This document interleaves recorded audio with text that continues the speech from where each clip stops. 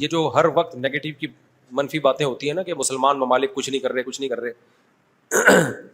عرب نے مل کے 3 دفعہ اسرائیل سے جنگ لڑی ہے, تینوں جنگوں میں شکست ہوئی ہے, اور وجہ شکست کی یہ ہے کہ پیچھے امریکہ سپورٹ کر رہا ہے.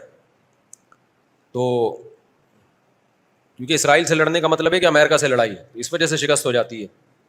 تو وہ 3 دفعہ لڑ کے بیٹھ چکے ہیں, اب کیا کریں ہم. ہونا یہ چاہیے اگر تھوڑا سا بارڈر کھول دیں نا تو پوری دنیا کے مسلمان پیدل ہی اسرائیل کو فتح کر کے آ سکتے ہیں.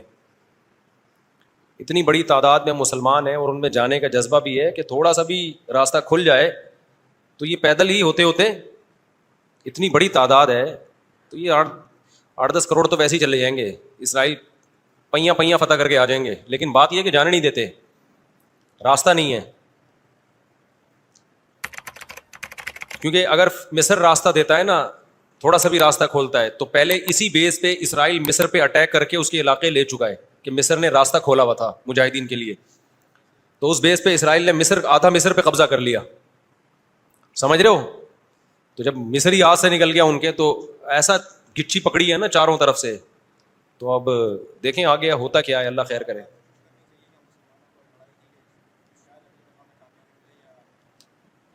دیکھو ایسی لڑائی جس سے اگلی دفعہ اس سے بھی جائیں, یہ تو کوئی بھی دنیا میں عقل مند اس کا مشورہ نہیں دے گا نا.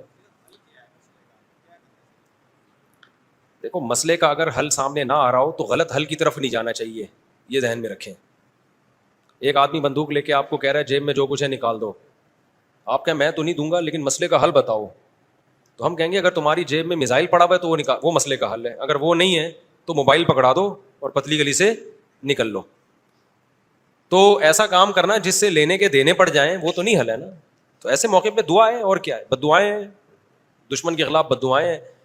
کسی کے پاس راستہ ہے جانے کا تو جائے, 100 دفعہ جائے, اناؤنس کرے کہ یہ راستہ ہے, یہ یہاں سے نکل آیا ہے راستہ, تو سب پہنچ جائیں گے. ایک چیز اصولی طور پہ یاد رکھیں, جو چیز اختیار میں ہے اس میں انسان کمی نہ کرے, جو اختیار میں نہیں ہے اس کے بارے میں سوچے نہیں. اس سے ٹینشن کے سوا کچھ بھی حاصل نہیں ہوتا. کیونکہ جب آپ ایسی چیز کا سوچنا شروع کرتے ہیں نا جو آپ کے اختیار میں نہیں ہے, تو ہمیشہ وہ کام کر لیتے ہیں جس کا پہلے سے بھی زیادہ نقصان ہوتا ہے, جس کا پہلے سے زیادہ نقصان ہوتا ہے. میری پالیسی ہمیشہ یہی رہی ہے ہر معاملے میں, جو اپنے اختیار میں ہے چھوڑو نہیں, جو اختیار میں نہیں ہے پڑھو نہیں اس میں. سمجھ رہے ہو کہ نہیں سمجھ رہے؟ اگر ہم اس اصول پہ اختیار کر لیں بہت سارے معاملات ہمارے ویسے ہی سیدھے ہو جائیں گے.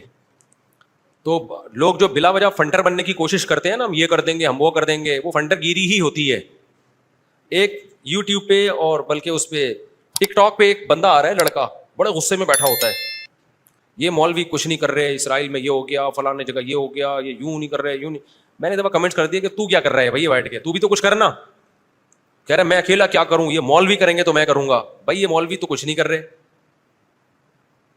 وجہ اس کی ہے کہ مولوی کہتے ہیں ہم کیا اکیلے کیا کر سکتے ہیں, گورنمنٹ جب تک نہیں کرتی. تو جو دلیل مولوی دے رہے ہیں وہی دلیل آپ بھی دے رہے ہو کہ یہ مولوی چونکہ نہیں کر رہے تو میں اکیلا کیا کر سکتا ہوں. تو بات یہ کر آپ بھی نہیں رہے. یہ باتیں کرتا ہوا وہ اچھا لگتا ہے جو میدان جنگ میں جا رہا ہو, لڑ رہا ہو, اور دو بدو فائر ہو رہا ہو اور جہاد کر رہا ہو, اور کہہ رہے دیکھو مولوی کچھ نہیں کر رہے اور میں یہاں بم رکھ کے آ رہا ہوں وہاں پہ, اور شہید ہو رہا ہوں میں سب کے سامنے. جتنے اسکالر آ رہے ہیں یہ مولوی یہ نہیں کر رہے وہ نہیں کر رہے, بھائی تم بھی باتیں ٹھوکنے کے علاوہ کچھ بھی نہیں کر رہے ہو. تو مولوی وہ باتیں نہیں کر رہے جو تم کر رہے ہو, اس لیے کہ ان کو پتا ہے باتیں کرنے کا فائدہ نہیں ہے. تو کام وہ کرو جو کر سکتے ہو. سمجھتے ہو کہ نہیں سمجھتے؟ ایک خاتون نے اپنے شوہر سے کہا نا کہ سوئٹزرلینڈ جانے پہ کتنا خرچہ ہوگا, میں سوچ رہی ہوں کہ ہم سوئٹزرلینڈ چلتے ہیں, کتنا خرچہ ہوگا؟ اس نے کہا بالکل بھی نہیں. اس نے کہا کیوں نہیں خرچہ ہوگا؟ اس نے کہا سوچنے پہ کوئی خرچہ نہیں, سوچ ہی رہی ہو نا سوئٹزرلینڈ جانے کا. تو وہ بات کرنی چاہیے جو عملی دنیا میں ممکن ہو. اور دوسری بات یہ کہ علماء یا جو بھی بڑے لیول پہ جو لوگ ہوتے ہیں وہ بہت کچھ اندر اندر کر رہے ہوتے ہیں. وہ پرلے درجے کے بے وقوف ہوں گے اگر وہ عوام کو بتا کے کرنا شروع کر دیں, بڑی حماقت کی بات ہوگی. بہت کچھ اندر اپر لیول پہ حکومتوں سے رابطوں کی کوشش ہو رہی ہوتی ہے, حکومتوں کو سمجھایا جا رہا ہوتا ہے, حکمرانوں کو حل دیے جا رہے ہوتے ہیں. تو یہ نہیں ہوتا کہ جو بھی کر رہا ہے نا کہ میں جا رہا ہوں آرمی چیف سے ملاقات کے لیے, اسرائیل کے مسئلے پہ بات کروں گا, یہ میرا یوٹیوب چینل ہے آپ لوگ دیکھ لیں, میں جا رہا ہوں, ٹاٹا, دیکھو میں اپنی ذمہ داری کیا کر رہا ہوں, پوری کر رہا ہوں. اسی طرح آرمی چیف کہے لوگوں میں جا رہا ہوں اسرائیل کے مسئلے پہ فلاں سے بات کرنے کے لیے, دیکھا آرمی زندہ باد. ایسا نہیں ہوتا. بڑے پیمانے پر جو گیم کھیلے جا رہے ہوتے ہیں وہ خفیہ ہی ہوتے ہیں, وہ عوام کو نہیں بتائے جاتے.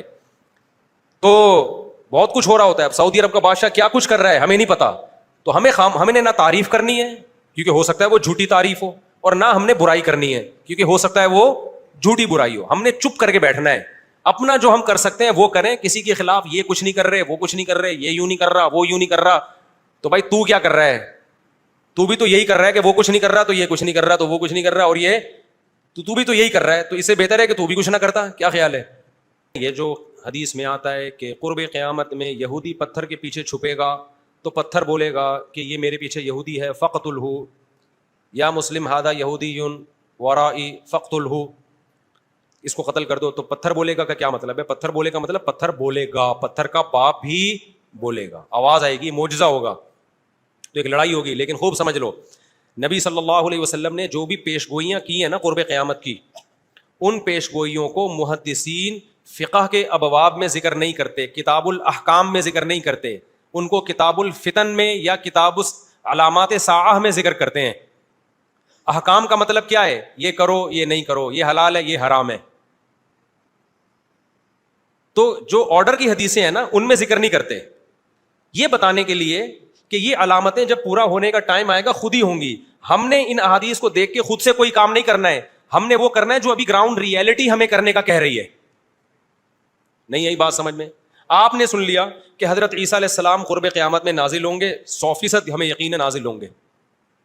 حضرت مہدی آئیں گے, 100% ہمیں یقین ہے حضرت مہدی آئیں گے.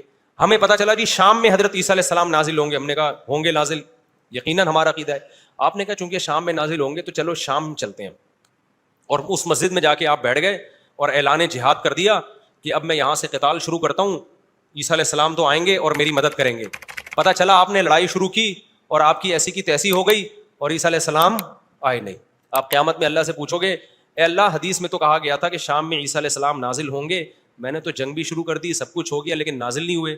تو اللہ جواب میں کیا کہیں گے؟ میں نے یہ تھوڑی کہا تھا کہ جب تو جنگ شروع کرے گا تو تیری مدد کے لیے آئیں گے. یہ میں نے کہا تھا آئیں گے, میں نے یہ ٹائم تھوڑی بتایا تھا. تم جو اپنا کام ہے وہ کرو, جب انہوں نے آنا ہوگا تو وہ آ جائیں گے. تم گراؤنڈ ریئلٹی کو دیکھ کے ٹائم گزارو. جب حضرت مہدی نے آنا ہوگا تو آئیں گے. اب ہر تھوڑے دنوں میں حضرت مہدی کی امید پہ کوئی تحریک اٹھتی ہے. سعودی عرب میں جو 1979 میں بغاوت ہوئی تھی, جنرل مشرف کی قیادت میں آرمی نے جا کے کنٹرول کیا تھا نا, وہ بغاوت کیا ہوئی تھی؟ وہ یہی کہ لوگوں نے کہا امام مہدی آنے والے ہیں, تو ایک بندے کو تیار کیا, کل تیرا حلیہ وہ ہے جو امام مہدی والے, تیرا نام بھی وہ, تیرے ابا کا نام بھی وہ, اور اس کو تیار کر کے بغاوت پہ اکسایا اور کہا کہ بس انقلاب آنے والا ہے, امام مہدی آنے والے ہیں, اور یہی آ گئے ہیں. نتیجہ نکلا سعودی عرب نے پاکستان آرمی کو بلایا, چاروں طرف سے گھیر کے سب کو لٹکا دیا انہوں نے پکڑ کے. تو اب وہ اللہ سے قیامت کے دن کہے کہ اللہ امام مہدی تو آنے والے تھے, اللہ کہیں گے میں نے کب کہا کہ ابھی آنے والے تھے؟ ٹھیک ہے نا. تمہیں زمینی ایک مضبوط ریاست ہے, ایک حکومت ہے, پرامن حکومت ہے, آپ بیت اللہ میں اس کے خلاف بغاوت کر رہے ہو یار, جہاں خون بہانا منع ہے. احکام کی حدیثیں جب فقہا بیان کریں گے نا اس میں علامات ساعت نہیں ہوتی. احکام کی حدیثوں میں فقہا کیا بیان کرتے ہیں؟ احکام کا مطلب جو آرڈر سے متعلق, ان میں مسلم کی حدیث ہوگی, بخاری کی حدیث ہوگی, اسمعوا واطیعوا ولو سلط علیکم رجل حبشی کأن رأسہ ذبیبہ, سنو اور اطاعت کرو, تم پر حبشی غلام بھی مسلط ہو جائے. جب بادشاہ بن گیا, جب وہ حکومت کا جب حاکم بن گیا تو آپ اس کے خلاف بغاوت نہیں کرنی. مسلم کی حدیث ہے جب مسلمانوں کا ایک امیر بن جائے جو اس کے خلاف کھڑا ہو, کائنا من کان فقتلوہ, جو بھی کھڑا اس کو قتل کر دو تاکہ مسلمانوں کا اتحاد نہ ٹوٹے. یہ احکام کی حدیثیں ہیں. سمجھ میں آ رہی ہے بات؟ تو ہم نے ان احکام کی حدیثوں کو فالو کرنا ہے, اور جو قیامت سے متعلق ہیں ان پہ یقین رکھنا ہے, ان میں امیدیں ہیں ہمارے لیے کہ ایک دن اللہ ہماری مدد کرے گا. ہم سے نہیں ہوگا تو عیسیٰ ابن مریم کو نازل کرے گا, اور عیسیٰ ابن مریم تو وہ ذات ہیں جن کا یہودی بھی انتظار کر رہے ہیں, عیسائی بھی اور مسلمان بھی. یہودی ان کو کہتے ہیں مسیح دجال, معاذ اللہ, وہ کہتے ہیں ہماری مدد کی, جو یعنی ان کو عیسیٰ تو نہیں مانتے وہ, لیکن وہ ساری علامتیں فکس کر دیتے ہیں کس پہ؟ کیونکہ ان کی کتابوں میں بھی ہے نا. تو شرارت کر کے حضرت عیسیٰ سے ہٹا کے وہ اپنے کسی نجات دہندہ کی طرف لے کے جاتے ہیں. عیسائی کیا کرتے ہیں؟ عیسیٰ ابن مریم نازل ہوں گے ہماری مدد کے لیے, یعنی عیسائیوں کی مدد کے لیے. اور مسلمان کیا کہتا ہے؟ بھائی عیسائی مذہب بھی باطل ہے, یہودی مذہب بھی باطل ہے, منسوخ شدہ مذاہب ہیں. عیسیٰ ابن مریم حق کی خاطر آئیں گے, اور حق مذہب کیا ہے؟ ان دین عند اللہ الاسلام, اور اس میں اسلام کے پاس صرف نرے دعوے نہیں ہیں, دلائل بھی ہیں. اسلام کو آپ کمپیئر تو کریں دوسرے مذاہب سے, کوئی جوڑ ہے ہی نہیں اسلام اور اسلام کے مقابلے کا. تو حضرت عیسیٰ کے نزول کا تو صرف غامدی صاحب نے انکار کر دیا ہے, ورنہ تو حضرت عیسیٰ کے تو تمام آسمانی مذاہب ان کے نزول کے قائل ہیں. لیکن کمال کی بات ہے کہ غامدی صاحب اتنی بڑی بڑی چیزوں کا انکار کر کے بھی ایک مذہبی اسکالرز اور براڈ مائنڈیڈ اور ان سے علمی اختلاف, ٹھیک ہے نا. اور رفع الیدین کا مسئلہ جو ہمیشہ سے اختلافی ہے, اس میں ہم گمراہ بھی ہیں, اندھے مقلد بھی ہیں. تو یہ آج کل کے اسکالرز میں اعتدال نام کی کوئی چیز نہیں ہے. یہ علمی دلائل نہیں ہوتے, ان کی اپنی ایک خاص قوموں سے نفرتیں ہوتی ہیں ان کو, جس کو وہ مختلف طریقوں سے اجاگر کرتے ہیں. سمجھتا ہے کہ نہیں سمجھتا؟